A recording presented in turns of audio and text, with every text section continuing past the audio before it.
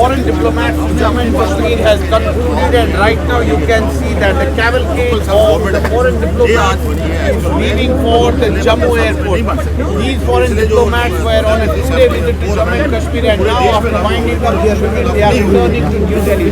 During their stay, and discussion with Lieutenant Governor of Jammu and Kashmir, Mr. Manoj Sinha, and army officials as well as civilian. Jammu Kashmir में सिर्फ local bodies के 4 चुनाव हुए हैं, पूरे देश में 14 चुनाव हुए हैं।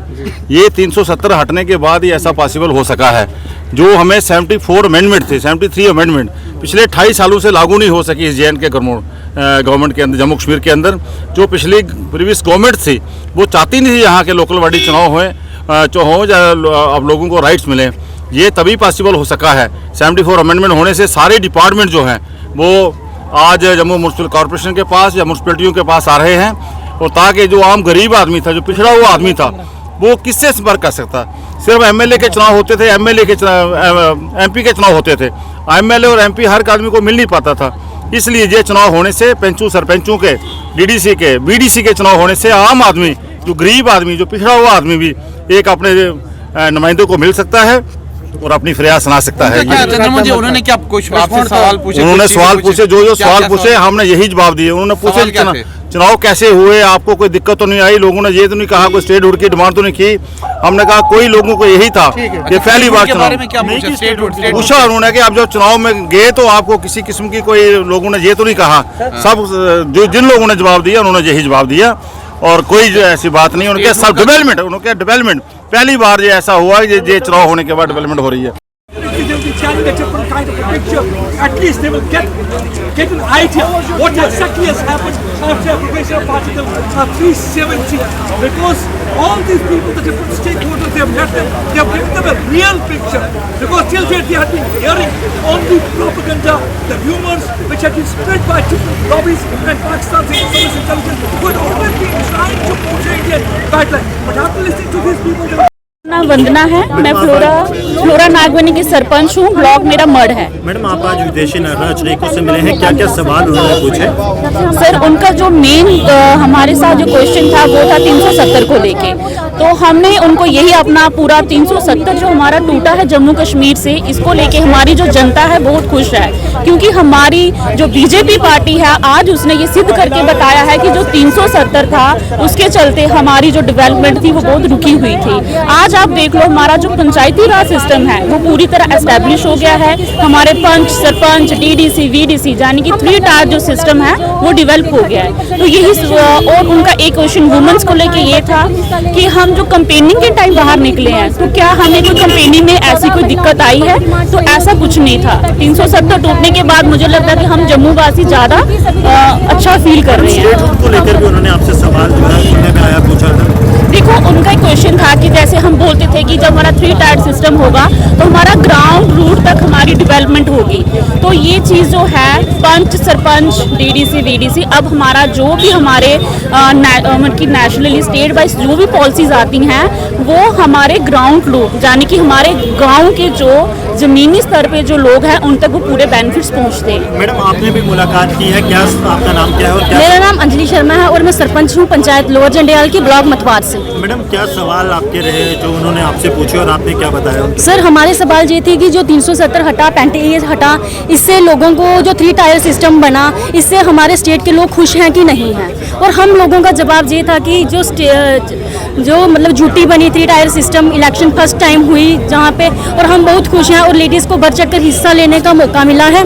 मैडम, उसके साथ साथ पाकिस्तान जो है जम्मू कश्मीर को लेकर झूठ एक फैलाता रहता है। आपकी बातों से आपको लगता है कि पाकिस्तान की झूठ का भी पर्दाफाश होगा कि लोग खुश हैं? वो कहता है कि लोगों को बांध कर रखा गया है। सर, ये बिल्कुल झूठी बात है। जो मतलब वो सोच रहे हैं ऐसा बिल्कुल नहीं है। तो जो झूठ फैला रहा था उसका अंत होगा? बिल्कुल होगा।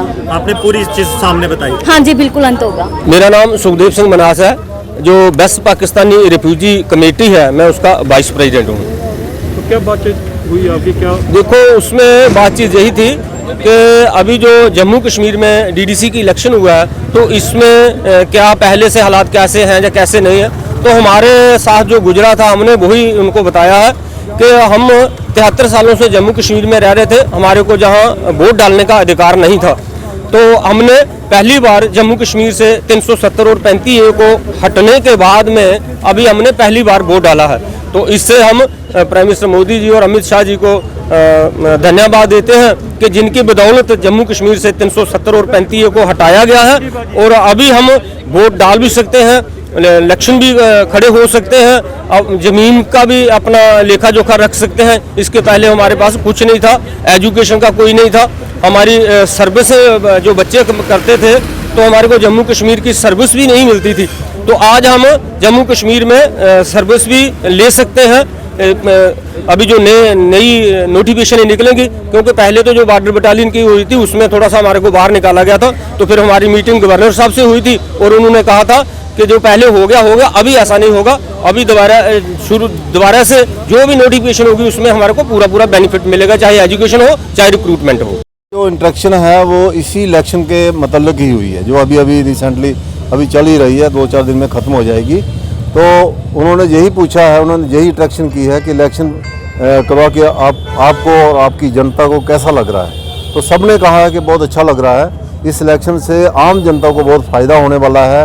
और ये इलेक्शन जो है 370 हटने के बाद बहुत सारे लोगों ने, जैसे वेस्ट पाकिस्तान रिफ्यूजी महिलाएँ, उन्होंने कहा है कि 33% रिजर्वेशन जो है, हमें महिलाओं ने कहा है कि हमें पहली बार 33% रिजर्वेशन मिली है। उन्होंने शुक्रिया अदा किया है माननीय प्रधानमंत्री नरेंद्र भाई मोदी जी का। और Pakistani refugee, west Pakistan refugee जो थे, उन्होंने कहा है कि मेरी एक पार्टिसिपेंट ने बोला कि मेरी 58 ईयर्स उम्र है और मैं पहली बार मैंने वोट डाला है, और वो बड़ा खुशी महसूस किया उन्होंने कि मेरे बच्चे जब कहते हैं कि पापा किसको वोट डालना है, तो हम डाल ही नहीं सकते थे। आज पहली बार हमारी फैमिली ने पहला वोट डाला है, इसलिए बहुत खुशी हुई। आकाश कुमार। आकाश, आपने आज मुलाकात की है, क्या सवाल उन्होंने आपसे पूछे और आपने किन किन चीज़ों को लेकर उनसे बात की? सर उन्होंने सवाल यही पूछे कि आर्टिकल 370 हटने से आपको क्या फ़ायदा हो।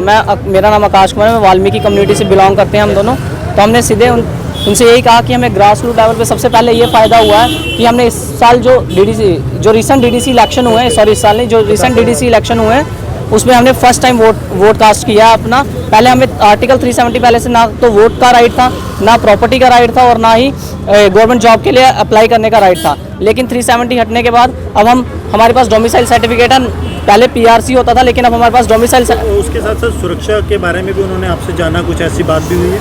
सुरक्षा के बारे में सर हमसे तो नहीं जाना। आपसे नहीं जाना, जनरल बात है, हमसे यही बात है। वही Valmiki. My name is Manisha, मैं वाल्मीकि कम्युनिटी से बिलोंग करती हूँ और बहुत अच्छा लगा। हमने first time, I am 26 first time vote देके बहुत अच्छा लगा। We are very thankful to Modi ji. तो जो विदेशी राजनयिकों से आपकी बात हुई, उनसे क्या बातचीत हुई? उन्होंने पूछा हमसे कि आपको कैसा लगा 370 टूटने के बाद। वाल्मीकि कम्युनिटी एससी से बिलोंग करते हैं हम, तो हमारे लिए बहुत फ़ायदा किया मोदी जी ने, हम बहुत शुक्रगुजार हैं। Thank you. मेरा नाम अजय शर्मा है। अजय जी, क्या कहना चाहेंगे जो आप डेलीगेशन के साथ जो मुलाकात हुई है? देखिए कि जम्मू कश्मीर में ये जो फॉरेन डेलीगेशन आया है और हम लोग वहाँ मिलने गए, और हमारे साथ जो डीडीसी के इलेक्टेड रिप्रेजेंटेटिव थे, बीडीसी के इलेक्टेड रिप्रेजेंटेटिव थे और पंच सरपंच भी थे, और उसके साथ बड़ा इंपॉर्टेंट जो है हमारे साथ वेस्ट पाकिस्तानी रेफ्यूजी और वाल्मीकि समाज के भी लोग थे, जिनको फर्स्ट टाइम जम्मू कश्मीर के अंदर लोकल बॉडीज़ में वोटिंग राइट मिला है। ये बहुत बड़ी अचीवमेंट है आफ्टर एब्रोगेशन ऑफ आर्टिकल 370। और साथ में जो हम बात करते हैं 73rd 74th अमेंडमेंट एक्ट, जो देश भर में तो 92-93 में लागू हो गया था, जम्मू कश्मीर में 28 साल लग गए उसको ग्राउंड में इम्प्लीमेंट होते हुए। और जो 3 टायर सिस्टम है पंचायत का, जिसमें पंचायत की बात करते हैं, ब्लॉक डेवलपमेंट काउंसिल की बात करते हैं, डिस्ट्रिक्ट डेवलपमेंट काउंसिल की बात करते हैं, वो तीनों जम्मू कश्मीर में बड़े पीसफुली संपन्न हुए हैं।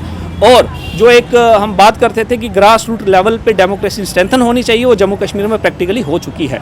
किस तरह की बॉडी लैंग्वेज थी उनकी, और जिस तरीके उन्होंने आपके साथ सवाल जवाब किए, क्या लगता है कि किस तरीके से वो सारा ये रहा? देखिए उनके जो सवाल थे वो बड़े क्यूरियस थे जानने के लिए, जम्मू कश्मीर के अंदर की किस तरह लोगों के इश्यूज़ क्या रहते हैं। जब कंपेन करने गए तो उस समय उनके क्या इश्यूज़ थे, कौन सी जो डिप्राइव्ड सेक्शंस हैं जिनको बेनिफिट हुआ है, इसी तरह हमारे जो पहाड़ी स्पीकिंग जो रीजन है उसको जो रिप्रेजेंट कर रहे थे लोग, उन्होंने कहा कि किस तरह जो जम्मू कश्मीर में रिजर्वेशन रूल चेंज हुए 370 के बाद, उसमें 4% रिजर्वेशन पहाड़ी स्पीकिंग को भी मिली है।